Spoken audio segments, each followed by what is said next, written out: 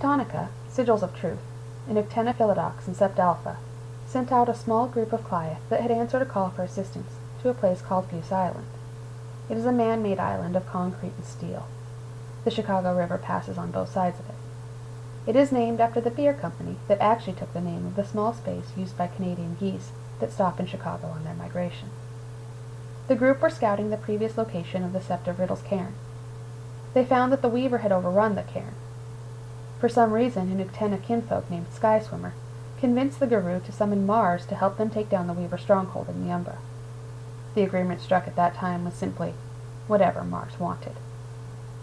They succeeded, and a few months later Mars sent a spirit messenger to the Sept listing his demands for his help. The Sept was to travel into the Umbra and gather ore, research and build a traditional smithy, collect an ember from Vulcan's forge, and then forge weapons. Their final test was to take those weapons to Mars on his planet in the ethereal realm and fight his star warriors. For the first part, the young members of the Sept searched in the penumbra for a substance that would count as ore. They went to the battlegrounds and recovered 3 crates of cannonballs.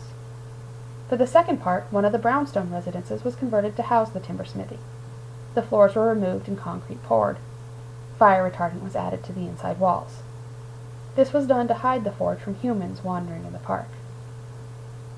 While the Glyph were building the forge, the leadership of the Sept traveled to the planet opposite of Mercury and retrieved an ember from Vulcan's forge, a difficult endeavor.